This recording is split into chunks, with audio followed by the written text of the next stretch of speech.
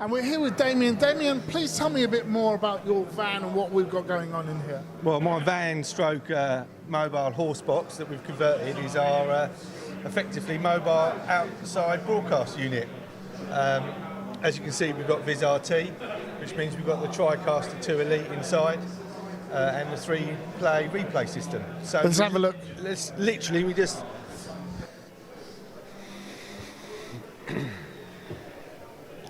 So this is it. So, yeah, so we just turn up at events like Canterbury Rugby Club. So this weekend on Saturday, we'll be doing Canterbury Rugby Club's home game.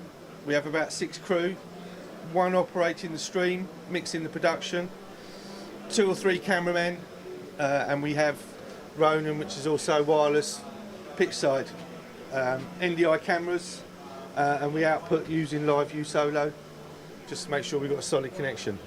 But what was the thinking behind going with Viz RT and NDI? Okay, so I come from humble beginnings in the broadcast industry. I got a taste for it, being asked by Canterbury Rugby Club to do a live stream with a drone. I said it wouldn't work, although they wanted me to prove it to them, so I did, and it didn't work. It doesn't look very good. So we went from 1 camera to 2 cameras, pitch side, and then lockdown hit, and by that time, it's fair to say, I got the bug for it and wanted to do more live streaming. So I sort of reached out to everybody in the world during COVID, because people wanted to speak to you during COVID. And Maurice and Liam sitting down there did me a demo on a NewTek TriCaster Mini.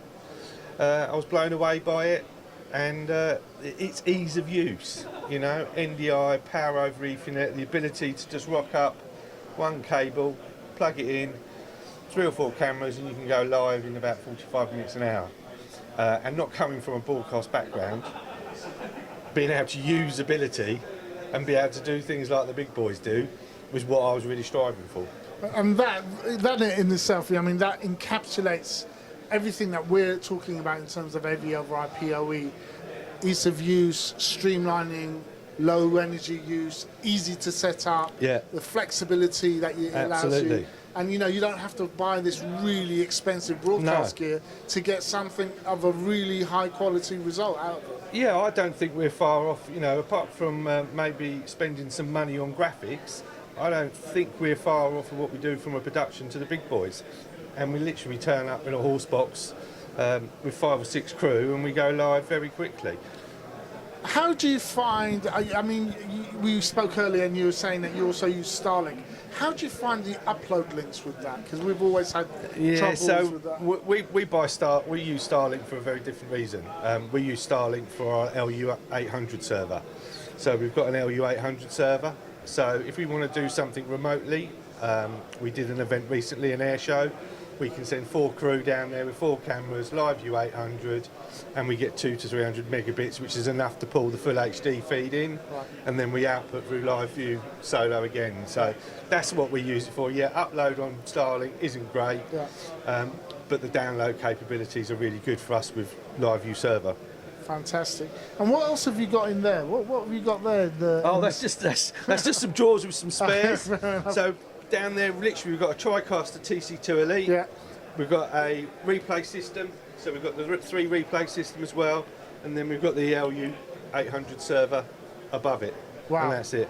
And it's 1 plug in the wall, and we're away. And I'm going to speak to that gentleman over there, because we really can go.